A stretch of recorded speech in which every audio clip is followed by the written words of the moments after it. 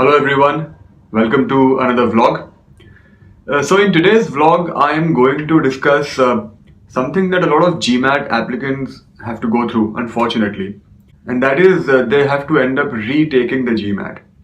So in today's vlog, I'll discuss if you should retake and how to go about planning your retake strategy. Basically everything related to retaking the GMAT. That's the agenda for today's vlog. So let me start by addressing one thing that you should not do, and that is you should never plan to retake the GMAT. What I mean to say is, I come across a lot of students who say that, our plan is we will take the first attempt on this particular date and we will retake on this particular date. So they've already factored in the retake in their plans. In fact, in a place like India, a lot of admission counselors recommend this to students. I think it's an absolutely stupid thing because then you are actually planning to fail. You're starting with the mindset that your first attempt will not go well.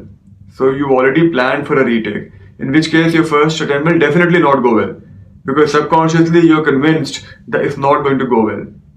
So never start with the retake in mind. Your idea should be to take it once and finish it off.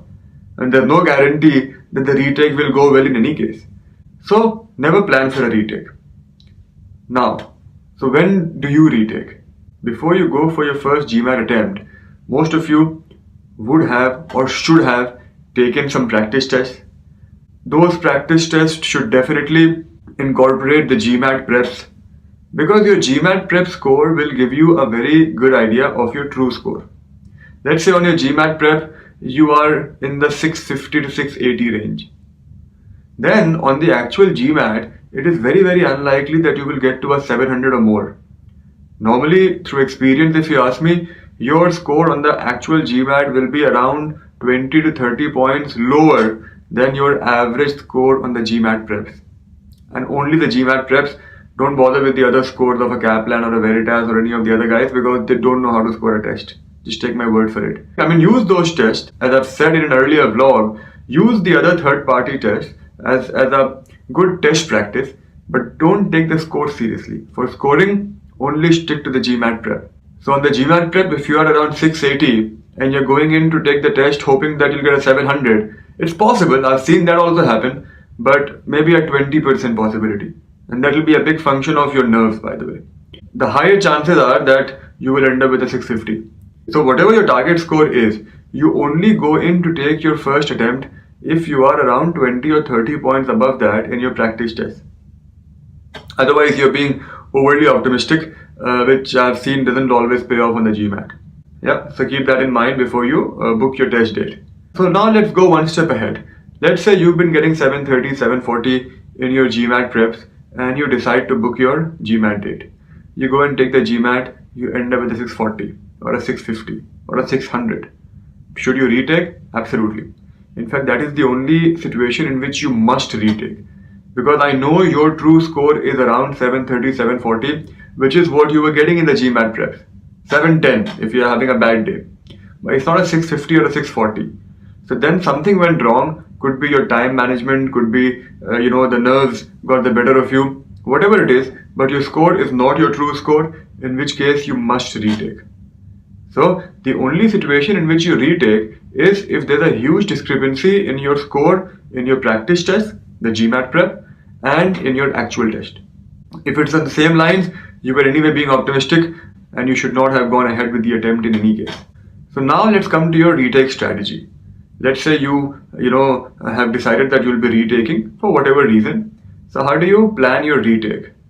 See, the first thing to keep in mind is you need to figure out where you went wrong in your previous attempt, right?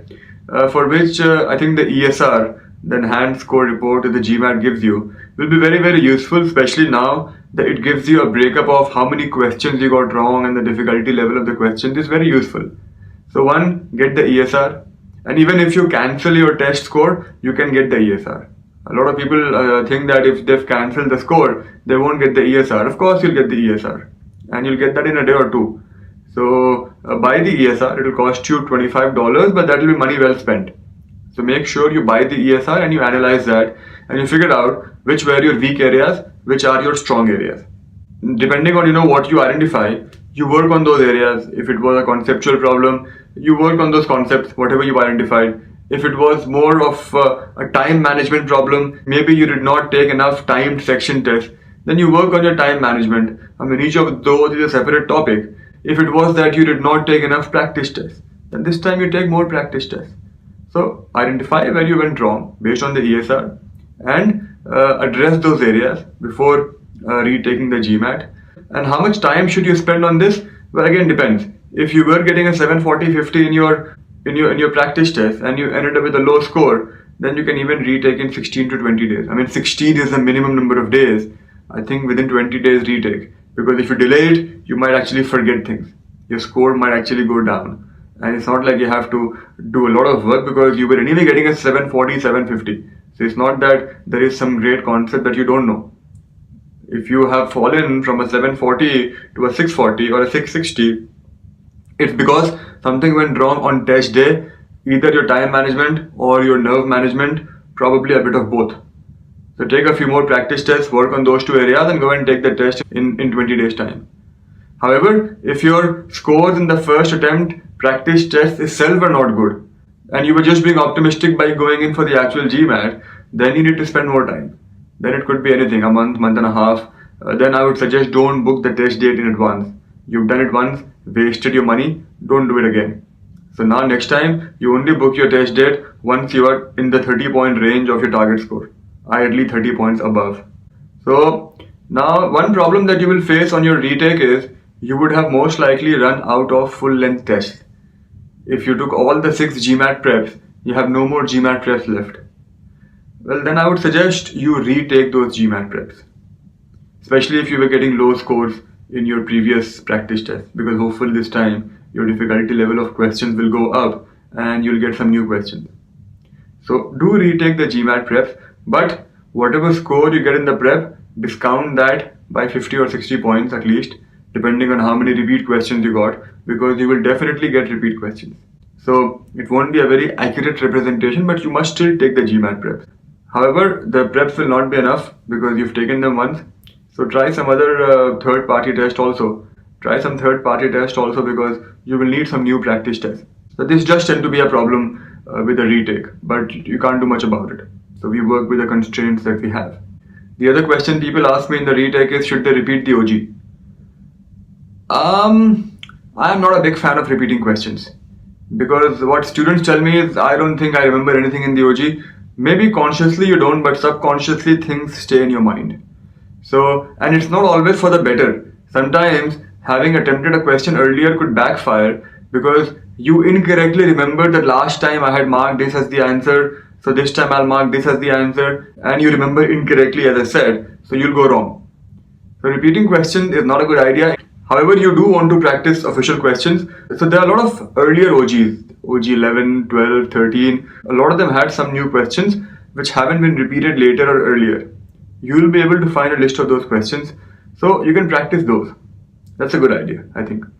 If you still want to repeat questions in the OG, just do the last 30-40 questions from each chapter because those will be the high difficulty ones. In your retake, I would suggest go for quality content. Don't go berserk over quantity. I'll do this also, that also. That will be a waste of time. When you're retaking, you must focus on certain areas where you were weak and strengthen those areas. And you will see an improvement in your score.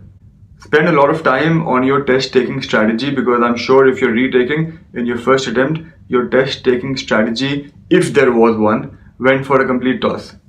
So make sure you spend time on your test taking strategy. In an earlier vlog, I've spoken about this in great detail. It is very, very important to have a sound test strategy in mind before you go for the test. Otherwise, the test will get the better of you. You must be in control of the test. The test should not take control of you. Keep that in mind. It's a mindset thing. The last thing, make sure you try something different when you're preparing for your retake. There's a very common expression in English. If you keep doing the same things, you will keep getting the same results.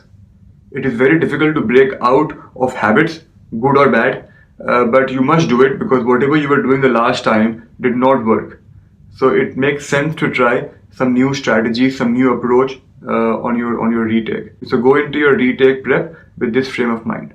So those were some tips and some strategies to keep in mind when you prepare for your retake. I hope you guys found these useful, and I shall see you tomorrow in a new vlog. Have a nice day.